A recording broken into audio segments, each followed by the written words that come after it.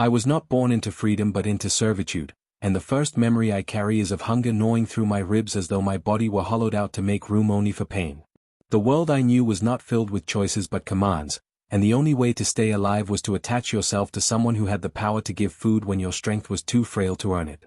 That was how I found him, the human whose boots I promised to shine until my hands were raw and bleeding, so long as he allowed me just enough scraps to keep breathing.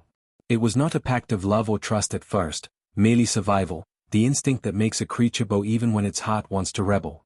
I remember the first day clearly. He stood tall, his boots caked with mud and dust from travel, his face shadowed by a tiredness that did not hide the sharpness in his eyes. I had crept close, trembling from cold and weakness, and when he turned his gaze on me, I thought he might strike me down or chase me away as others had done. Instead, he looked at me with a strange blend of amusement and curiosity, as though I were not just a pitiful shadow begging for crumbs but something worth observing. That was when I stammered out my desperate offer. Let me shine your boots, polish them until they reflected the light like mirrors, and in return, give me just enough to survive one more night. He did not laugh at me, nor dismiss me as insane. He simply extended one foot forward, the leather cracked and dulled, and waited. I fell upon the task with trembling hands, my stomach churning in emptiness, my lips muttering silent prayers that this bargain would keep me alive. When the job was done, he reached into his pack and tossed me a crust of bread. I devoured it as though it were a feast, and from that moment onward, my place beside him was sealed, not through chains or commands but through a fragile tether of hunger and necessity. Days stretched into weeks, and each morning I awoke with the same promise burning on my tongue. I'll shine your boots, human, just feed me enough to survive. He accepted my words without complaint, though he never ordered me to serve him. It was as if he understood that the arrangement needed no formal binding, only the unspoken knowledge that I had nowhere else to go.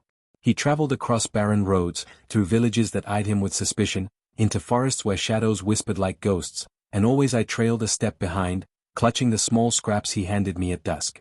His boots became my world, the leather turning soft under my care, the buckles gleaming with every polish.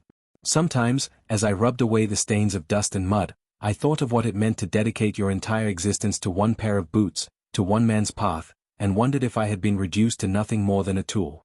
Yet when I looked up and caught his eyes on me, those sharp eyes that seemed to pierce through hunger and weakness, I sensed something deeper stirring, though I did not yet have the courage to name it.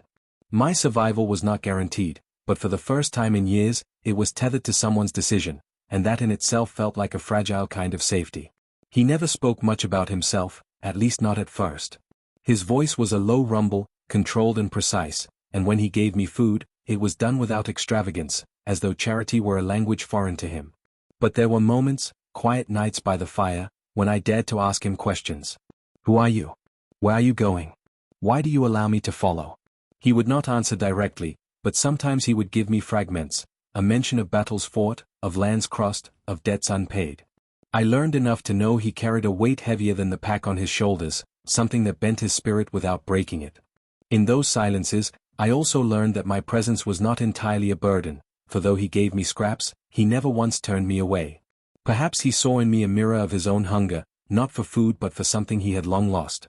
My role was simple: shine the boots, accept the food, survive another day. Yet every time he handed me bread or dried meat, I could not help but notice he gave just enough. Never too much, never indulgence, always the bare minimum to keep me breathing but not thriving. And strangely, I accepted this with gratitude, because to survive on little was still better than not to survive at all. There were trials along the road, dangers that tested not just his strength but my loyalty. Bandits once cornered us on a narrow path, their blades gleaming in the fading light, and I, though weak and trembling, threw myself at one of them with nothing but my bare hands. I was struck aside easily, pain bursting across my cheek, yet I remember the way his sword cut through the air, swift and merciless, until the bandits fled. Afterward, as I lay gasping, blood trickling from my lip, he knelt beside me. His hand brushed against my face, not with gentleness, but with a kind of practicality, as he checked if I was still alive. He tore a strip from his cloak and pressed it to my wound, then muttered something I almost mistook for concern. I realized then that though my promise had begun with desperation, something unspoken had already begun to weave between us, a thread not of master and servant but of two beings tied together by circumstance. Still, the next morning, I whispered the same words I always did, and he answered by extending his boots toward me, the ritual unbroken. The nights grew colder, the roads harsher, and sometimes I wondered how long I could endure. My body was thin, my strength often faltering, yet each time I thought I could go no further, the thought of him leaving me behind gave me the fire to continue. I told myself I was nothing without this bargain, that shining his boots and earning scraps was my only tether to life. But sometimes, when he sat silently watching the flames, I caught glimpses of something in his expression, something that suggested he too depended on my presence, even if he would never say it. I wanted to ask him why, but fear held my tongue. Survival was fragile, and I dared not risk losing the only anchor I had. And so part 1 ends with me still whispering my vow, still polishing leather until it gleamed, still clutching at survival one crumb at a time. Yet deep inside me, a spark was beginning to kindle, though I did not yet understand it fully. I believed then that I would always live on the edge of hunger, forever trading labor for scraps. What I did not know was that a day would come when he would no longer give me just enough to survive, but everything I needed to live, not as a servant, not as a shadow, but as someone worth keeping forever. That I had convinced myself for a long time that the balance we shared could never change, that I would always be the servant with empty hands and he the master with bread to spare. My vow was carved into me so deeply that I repeated it without thinking, a mantra of survival. I'll shine your boots, human, just feed me enough to survive. But the seasons shifted, and with them came trials that tore at the fragile rhythm of our lives, forcing me to see truths I had once been too afraid to face. It began on a storm-swept night when the sky cracked open with lightning and the earth trembled beneath endless rain. We had taken shelter in a ruined watchtower, its stone walls crumbling and its roof half collapsed, the wind howling through every gap like the voices of ghosts. My body was shivering uncontrollably, my clothes soaked through, and though he had built a fire from damp wood, it sputtered weakly, more smoke than flame. I curled near it, clutching my knees to my chest, and felt hunger gnawing as fiercely as the cold. He sat nearby, his back against the wall, his eyes narrowed in thought. For hours he had said nothing, and I dared not disturb his silence, until at last he pulled something from his pack and tossed it toward me. It was not the usual scrap of bread or dried meat but an entire piece of smoked venison, larger than anything he had ever given me before. My eyes widened in disbelief, and I hesitated, wondering if it had been a mistake. But he simply gestured for me to eat, his face unreadable in the flickering firelight. I devoured the meat with tears stinging my eyes, the warmth spreading through me like a forgotten memory, and for the first time, I did not feel as though I were being fed to survive. I felt as though I were being fed to live. The next morning, I whispered my vow out of habit, expecting the ritual to continue as always. I'll shine your boots, human, just feed me enough to survive. But instead of extending his foot as he usually did, he looked at me with something strange in his eyes. It was not amusement, nor indifference, but a kind of challenge, as though he were waiting for me to understand a question he had not spoken. Finally, he leaned forward and said in a low, deliberate voice, "And if I fed you more than that? If I gave you enough that you never needed to beg again, would you still shine them?" His words startled me so deeply I nearly dropped the cloth I had been holding. For a long time, I could not answer, because the possibility had never entered my mind. I had always believed myself bound by necessity, not choice, and the idea that he might give me enough to thrive unsettled me. I stammered something incoherent, my lips dry, and his gaze lingered on me with an intensity that made my chest tighten. Then, as though he had not spoken at all, he rose to his feet and began packing his things, leaving me trembling with confusion. As days turned into weeks, I began to notice subtle changes. Where once he had measured my portions carefully, now he gave me more, an apple when bread would have sufficed, a cup of broth when only water was needed. My body, starved for so long, began to strengthen, my steps surer, my hands steadier. Yet with this change came a new unease, for if survival was no longer the chain binding me, what then kept me at his side? I still polished his boots each night, though they no longer carried the same weight of desperation. My hands worked the leather, my eyes studying the lines of wear and the marks of travel, but my thoughts wandered. Was I serving him because I had no choice, or because something within me desired to? The question frightened me, for it suggested freedom, and freedom was something I had long since buried beneath obedience. The turning point came during an ambush in a mountain pass. We had been traveling for hours along a narrow ledge when arrows suddenly rained down from above. He drew his sword instantly, his movements precise and deadly, but there were too many attackers, their faces masked, their blades gleaming with intent. Instinct took me before thought. I snatched up a fallen branch and hurled myself into the fray, striking wildly, not caring that I was outmatched. One of them lunged at him, and without thinking I placed myself in the path of the blade. Pain seared through my shoulder as steel bit flesh, and I collapsed, the world spinning around me. I expected him to fight on without pause, but instead, he roared with a fury I had never heard before, cutting through the attackers with a savagery that drove them back. When it was over, he fell to his knees beside me, pressing his hands against my wound, his face pale with something that looked very much like fear. "Why would you do that?" he demanded, his voice shaking. I could barely breathe, but the words came without hesitation, because shining your boots isn't enough anymore." His eyes widened, and for a long time he stared at me as though seeing me for the first time. Then, with a tenderness I had never imagined from him, he lifted me into his arms and carried me until we found shelter, his every step heavy with determination.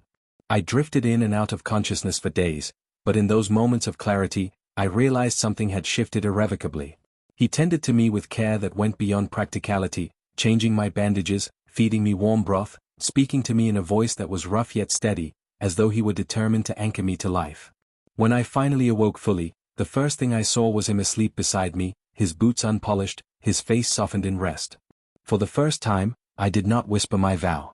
Instead, I simply watched him, my chest aching with an emotion I could not yet name. When he awoke, I expected him to extend his boots to me, to resume the ritual that had defined our bond. But instead, he shook his head and said quietly, "No more scraps. Not ever again." The words settled over me like sunlight breaking through storm clouds, warming places inside me I had long believed dead. I wanted to protest, to tell him that I did not know how to exist without the vow that had sustained me, but his gaze silenced me. In that moment, I understood that my survival was no longer conditional, no longer tied to a bargain of hunger and labor. He had chosen, not out of pity, but out of something deeper, to keep me alive, to give me enough not just to survive but to live, always. The realization terrified me as much as it comforted me. I had lived so long in the shadow of deprivation that abundance felt like a danger in itself, a gift that could be snatched away without warning.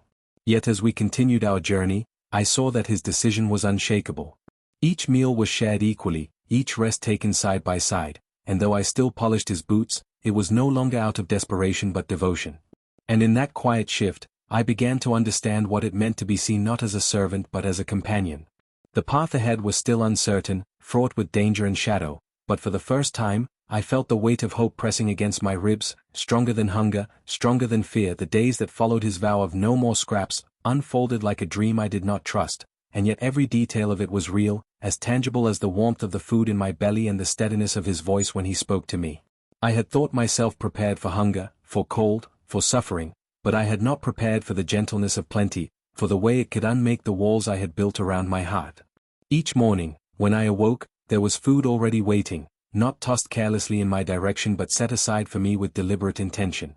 Sometimes it was bread and fruit, sometimes dried meat and cheese, but always it was enough, more than enough, and every bite made my throat tighten with gratitude I could not put into words. I still found myself whispering my old vow at times out of habit, the phrase clinging to my tongue like a shadow, but he would silence me with a look that held both sternness and warmth, a look that said the old bargain was dead and buried. And slowly, with trembling steps, I began to believe him. I still polished his boots, not because my survival demanded it but because my heart needed to. The act had become something more than ritual, it was a way to pour my devotion into something visible, a way to say without words that I still chose him, even now that I no longer had to. He never stopped me, though he sometimes watched me with an expression that made my chest ache, an expression that seemed torn between pride and sorrow. The road carried us into lands I had never dreamed of, places where the air smelled of pine and snow, where rivers cut deep scars into the earth and mountains rose like sleeping giants. We traveled together as though we had always been one, his stride steady and mine eager to match it, the silence between us no longer heavy but comfortable. At night, when the fire burned low, he sometimes told me fragments of his past. I learned that he had once served in wars that left entire cities in ashes, that his sword had drunk more blood than he cared to admit, that he carried ghosts on his shoulders as surely as he carried his pack. He spoke of betrayal by comrades, of promises broken, of a world that had chewed him up and spat him out until he had nothing left but the road beneath his boots. As I listened, I realized that perhaps his choice to feed me forever was not merely charity but redemption, a way to prove to himself that he could still give life instead of taking it. And in those moments, I understood that I was not the only one who had been saved. But it was not easy to shed the past I carried. Hunger had shaped me into someone who bowed too quickly, who flinched at sudden movements, who believed that love was always conditional. Even as he gave me freely, without demand, I found myself hoarding crumbs as though famine might return at any moment. He noticed, of course, and one night, as I tried to hide a crust of bread in my cloak, he placed his hand over mine and said firmly, "You don't need to keep pieces anymore. There will always be more." The certainty in his tone pierced me more deeply than any blade ever had. I wept then, openly and without shame, my tears soaking into his rough hand, and for the first time, I let myself believe that forever might be real. Our bond was tested in ways I could not have foreseen. In a small village nestled in the valley, people recognized him, whispering his name with awe and fear. They called him a killer, a mercenary, a man whose past deeds had painted rivers red. They looked at me with pity, as though I were chained to a monster, and some even tried to persuade me to leave him behind.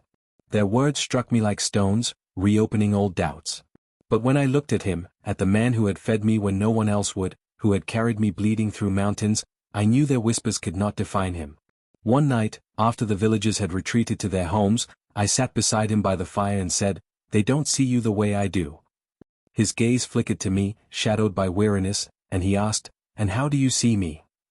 I answered without hesitation, "As the man who gave me life when I had nothing." The silence that followed was thick, but not uncomfortable. He did not thank me, for thanks would have diminished the truth. Instead, he placed his hand briefly on my shoulder, the weight of it steady, and in that touch, I felt everything I needed. The deeper we traveled, the more I realized that survival was no longer my only purpose. I began to notice the small details of the world again, the way the sun painted gold across the mountains at dawn, the way rivers sang as they carved their paths, the way his laughter, rare and fleeting, could light the darkest nights. I found myself wanting not just to live but to protect the life we shared. So when danger came again, as it always did, I did not hesitate. In a forest where shadows grew thick and hostile, we were ambushed by thieves. They were desperate men, armed with rusted blades, but desperation makes men dangerous. I did not cower this time. I fought with whatever I could grasp, driven not by fear of being left behind but by the fierce determination to stand at his side. When the skirmish ended, I was bruised and battered, but I was alive, and his eyes burned with something I had never seen before, pride. He said nothing, but when he handed me a share of the food that night, it was not measured or restrained. It was equal. The equality between us grew slowly, like a seed pushing through stone. He no longer walked ahead while I trailed behind, we walked side by side. When we entered villages, he introduced me not as a servant but as a companion, his voice steady and sure. At first, the words felt strange, as though they belonged to someone else, but soon they became a truth I carried proudly. My vow of boot shining still lived within me, but now it was spoken with a smile, not a tremor, a promise of devotion rather than survival. And he accepted it, not because he demanded it but because he understood what it meant to me. Yet I knew the world would not easily accept what we had become. There were those who saw me still as a beggar, and him as a man too hardened to change. There were dangers lurking beyond the roads, enemies from his past who would stop at nothing to drag him back into blood and war. I feared those shadows, but I also knew that I was no longer the fragile creature who clung to life by shining boots. I was stronger now, not just in body but in spirit, and though fear still lingered, it no longer controlled me. I had something to fight for, something to protect, and that made me unbreakable in ways hunger never could. And so our journey pressed on, not bound by bargains of survival but by a choice we made every day to walk together. The man who had once given me scraps had given me something greater: dignity, belonging, and the belief that forever was not a lie. I no longer polished his boots to keep myself alive, I polished them because they carried him, and he carried us both. And though the road ahead was still uncertain, I knew one thing with a clarity that burned through every shadow: I would never again be the creature who whispered vows of desperation. I was his companion now, chosen and kept, and nothing in this world could take that away. There came a time when the rhythm of our journey began to feel less like wandering and more like a path we had chosen together, though neither of us had said it aloud. Each day carried with it a strange kind of stability, a sense that I no longer drifted at the edge of survival but walked with purpose beside the man who had once only given me scraps. The old me would have clung to him in desperation, fearful of every step, but the person I was becoming stood straighter, breathed deeper, and met the world not as a shadow but as a presence. I knew he noticed, though he rarely spoke of such things, for sometimes when we camped at night and I polished his boots out of devotion rather than necessity, I would catch him watching me with a softness that unsettled me more than any danger we faced. It was as though he was waiting for me to understand something I had not yet dared to acknowledge. We passed through towns where whispers of his past still followed us like ghosts. In some places he was greeted with wary respect, in others with suspicion or outright fear, but he never defended himself and never explained. When I once asked him why he let their words stain the air unchallenged, he only shrugged and said, "A man's deeds live longer than his words." That answer haunted me, because I had seen the deeds that defined him now, the acts of care, of protection, of quiet sacrifice, and I could not reconcile them with the blood-stained reputation that clung to his name. If the world chose to see him as a monster, then I would be the one who stood as proof that they were wrong. That conviction grew inside me with every passing mile, as steady and unshakable as the steps of the boots I still tended at night. It was in one such town that the fracture between his past and our present widened into a chasm that could no longer be ignored. We had stopped for supplies, and while he bartered with the blacksmith, I lingered by the well, drawing water. A group of men approached, their eyes sharp with recognition, and one of them spat at the ground near my feet. "You follow a butcher," he sneered, his voice dripping with contempt. "Do you know how many families he destroyed? Or are you just another one of his victims, too broken to leave?" The words stung worse than the spit, not because I believed them but because they echoed fears I had long buried. Before I could respond, he appeared, his presence cutting through the crowd like a blade through silk. The men faltered beneath his gaze, but he did not draw his sword or raise his voice. Instead, he simply said, "Come. We're leaving." I obeyed, though my heart burned with unspoken words, and as we walked away, the silence between us felt heavier than iron. That night, as the fire crackled low, I could no longer contain myself. "Why don't you tell them who you are now?" I demanded, my voice trembling. "Why let them think you're only the monster you used to be?" He looked at me for a long moment, then answered quietly, "Because their forgiveness isn't mine to earn. Only yours." His words broke me in a way no hunger or wound ever had. All this time I had thought I was the one indebted to him, the one who owed my life to his mercy, but in that moment I realized he saw it differently. To him, I was the proof that he could still be more than the sum of his sins, and the weight of that realization pressed against me like a second heartbeat. I did not know how to respond, so I simply reached for his boots, not because I needed to shine them but because it was the only way I knew to show him that my answer had already been given. He did not stop me, but as I worked, I felt his hand brush lightly against my hair, a gesture so fleeting I almost thought I had imagined it. Yet it lingered in my mind long after, warming me against the cold night air. Our journey carried us into the wilds, far from towns and their judgments, and there the world seemed to breathe differently. The forests were vast and alive, the rivers clear and untamed, the mountains sharp against the sky. In that wilderness, stripped of witnesses and whispers, I felt us both becoming something freer, something truer. We hunted together, sharing the weight of the catch, we built fires side by side, and when storms struck, we sheltered close, our bodies pressed against each other not out of necessity but out of unspoken trust. It was in those quiet hours, when the world seemed to vanish beyond the crackle of the fire and the rhythm of our breaths, that I began to sense the depth of what bound us. No vow, no bargain, no scraps. Only choice, renewed each day. And yet, even as that bond deepened, the shadows of his past refused to stay buried. One evening, as we crossed a ravine on a narrow bridge, a group of riders intercepted us, their banners marked with the crest of a lord he had once served. They demanded his return, calling him deserter and traitor, swearing that his blood debt would only be paid when he knelt in chains. I had never seen him so still, his hand resting on the hilt of his sword, his eyes burning with old fire. The riders spoke as though I were invisible, as though I were nothing but a ragged follower, but when their threats turned cruel, something in me snapped. I stepped forward, my voice louder than I thought possible, and declared, "He owes you nothing. He is not the man you claim." My defiance drew laughter from them, but it also brought us a heartbeat of hesitation, a heartbeat he used to act. Steel flashed, hooves thundered, and in the chaos that followed, we barely escaped with our lives. When at last we stumbled into the safety of the forest, he rounded on me, his face a storm. "Why did you do that?" he demanded. I thought he was angry, but beneath the fury I saw fear, raw and unguarded. "Because you are not alone anymore," I answered, my voice steady despite my shaking hands. The silence that followed stretched long, broken only by the sound of our ragged breathing. Then he sank to the ground, covering his face with his hands, and for the first time since I had known him, I saw him tremble. Not from weakness, but from the weight of a past he could no longer carry alone. Without thinking, I knelt beside him and took his hands in mine, forcing him to meet my gaze. "You gave me forever," I whispered. "Let me give it back." His eyes shone with something I had never seen before, something fragile and fierce all at once, and in that moment I knew that whatever battles awaited us, we would face them not as master and servant but as equals bound by a choice stronger than chains. That night, as the fire flickered low and the forest wrapped around us, I polished his boots one last time in silence. When I was done, I set them carefully beside him and then lay down close, my hand brushing against his as though to remind him that I was still there.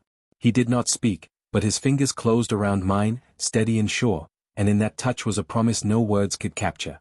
It was not the promise of scraps or survival, but of something greater, something that would carry us both into a future neither of us had dared to imagine when our journey began. The morning after the riders had tried to drag him back into the chains of his past was a quiet one, though not the kind of quiet that soothes. It was the silence of wounds carried deep within, the silence of thoughts too heavy to share aloud. I woke to find him already awake, his boots laced, his sword belted at his side, his gaze fixed on the horizon as though he expected more enemies to rise out of the mist. For a moment I only watched him, the strength in his posture, the exhaustion in his eyes, and then I rose and joined him, not asking if he had slept because I already knew the answer. He glanced at me, his expression unreadable, and for a heartbeat I feared he might send me away, tell me that the danger had become too great, that my place beside him was no longer safe. But he said nothing, only reached into his pack and handed me food, half of everything he had set aside for himself. The gesture spoke louder than words, reminding me again that I was no longer someone surviving on scraps but someone he chose to sustain fully, as though my existence carried equal weight to his own. I ate slowly, not out of hunger but out of gratitude, each bite a reminder that we were still together, still moving forward, despite the shadows chasing us. The path ahead grew harsher as we climbed higher into the mountains, the air thin and sharp, the nights colder than bone. Yet even in that unforgiving place, we found ways to endure. I gathered wood while he set traps, I boiled snow into water while he sharpened his blade, and at night we pressed close to the fire, our breaths mingling in the frigid air. It struck me often how natural it had become to share everything, from burdens to warmth, when once all I had dared to ask for was a crust of bread. I still polished his boots each evening, even when my fingers ached from the cold, not because I needed to prove my worth but because it grounded me, tethered me to the journey we walked together. He no longer extended them to me as he once had, yet he never stopped me, and sometimes, when I finished, he would rest his hand briefly on my shoulder, as though acknowledging the devotion behind the act. Those small touches, those wordless exchanges, wove themselves into something larger than ritual. They became a language of their own, one I cherished more deeply than I could admit aloud. It was during one of those nights, with the fire crackling low and snow falling softly beyond the circle of light, that he finally spoke of the weight he carried. His voice was low, his gaze fixed on the flames, and he told me of battles where his sword had ended lives not in defense but in service to men unworthy of loyalty. He spoke of orders followed against his conscience, of villages burned, of innocence lost. His words were jagged, torn from a place he had buried long ago, and with each confession, I felt the sharpness of his self-condemnation. He did not try to justify or excuse what he had done, he laid it bare as though daring me to see him as the world did. When at last he fell silent, the firelight casting harsh lines across his face, he looked at me with a question unspoken in his eyes. Would I turn away now, knowing the truth? My heart ached, but not with fear. I reached for his boots, not to shine them but to place them carefully beside him, a gesture of respect, and then I said, "The man you were is not the man who carried me when I was bleeding. The man who fed me scraps may have once been a killer, but he is also the man who chose to give me forever. I see both, and still I stay." His breath caught, and for the first time I saw his composure crack, his eyes shining with a grief that was also relief. He said nothing, but the look he gave me was more binding than any vow I had ever spoken. The days that followed felt different, as though the confession had shifted something between us. He no longer walked with the same heaviness in his stride, there was still burden, still regret, but it seemed lighter now, shared between us rather than carried alone. I noticed him watching me more often, not with suspicion or calculation but with a quiet intensity that made my chest tighten. When danger came, a pack of wolves drawn to our camp by hunger, he fought with ferocity, but his eyes kept flicking to me, as though my safety mattered more than victory. Afterward, when the beasts lay scattered and silence returned, he checked my body for wounds with hands that trembled, and when he found none, he exhaled so deeply it was as though he had been holding his breath for hours. That night he gave me the larger portion of food without a word, and I accepted it not because I needed it but because I knew what it meant. His care was no longer bound by rationing or survival, but by something he could not bring himself to name. We descended from the mountains into valleys where spring was just beginning to stir, the air rich with the scent of thawing earth and new growth. The change in season mirrored the change between us, subtle but undeniable, a softening of edges, a warming of what had once been cold. We no longer walked as a man and his dependent but as companions bound by choice. I found myself laughing more, surprising even myself, and though his laughter was rare, when it came it was like sunlight breaking through clouds, brief but dazzling. In villages where his name still carried weight, I no longer felt the sting of whispers, for I had come to understand that their judgment did not matter. What mattered was the man who shared his food with me, who carried my burdens, who let me shine his boots not because he required it but because he understood what it meant to me. And yet, I knew our journey was leading us toward a reckoning. His past could not be outrun forever, and I could see in his eyes that he knew it too. Sometimes at night he would stare into the darkness beyond the fire, his hand resting on his sword, his jaw clenched as though bracing for something he could not name. I wanted to ask him what haunted him, what enemy or memory pursued us still, but I held my tongue. Instead, I polished his boots with steady hands, letting the rhythm of the cloth against leather speak for me. When I finished, I would place them beside him with care, and he would glance at me with eyes that softened, as though the simple act reminded him that he was not alone. It was in one of those quiet moments, with the stars burning cold and bright above us, that I finally dared to break the silence. "Do you ever regret choosing to keep me?" I asked, my voice barely above a whisper. His head turned sharply, his eyes locking on mine, and for a moment I feared I had overstepped. But then he said, with a certainty that made my heart pound, "Never. Not once. You are the one choice I would make again and again." The weight of those words settled over me like a mantle, heavy and comforting all at once, and I realized then that whatever storms lay ahead, I would face them not as a beggar clinging to scraps but as someone chosen, someone loved in a way that did not need to be spoken aloud. That night I lay beside him, our hands brushing lightly in the darkness, and for the first time I did not whisper my old vow. I no longer needed to say I would shine his boots in exchange for food. Now I polished them because they carried him, because they were part of the man who had given me forever. And in that silence, with only the sound of the fire crackling and his steady breath beside me, I felt a peace I had never known before. The road ahead was still uncertain, filled with dangers and deaths and ghosts, but none of that mattered. What mattered was that he had chosen me, and I had chosen him, and together we would face whatever awaited us. The valley we entered seemed peaceful at first glance, with its winding rivers and fields stretching wide beneath the sky, but peace was always deceptive in places where power shifted like shadows. We stopped at a small village to rest, and though the people greeted us politely, I noticed the way their eyes lingered on him, whispering behind their hands, measuring the distance between fear and respect. His reputation had traveled ahead of us like smoke carried on the wind, and I felt the tension coiling in his shoulders as we walked the narrow streets. I stayed close, not out of fear of the villagers but out of recognition of what he carried inside. When you have once been a man feared more than loved, every glance can feel like a judgment, and though I could not erase his past, I could anchor him in the present by being at his side. We took a room in a modest inn, and while he set down his weapons, I unpacked what little we had, arranging it carefully as though order itself could create safety. That night, over a meal of stew and bread, he barely spoke, his eyes scanning the room with the sharpness of a man waiting for an old enemy to appear. I reached across the table, not to take his hand but to steady the knife that trembled in his grip, and he looked at me as though reminded that he was not alone in the weight he bore.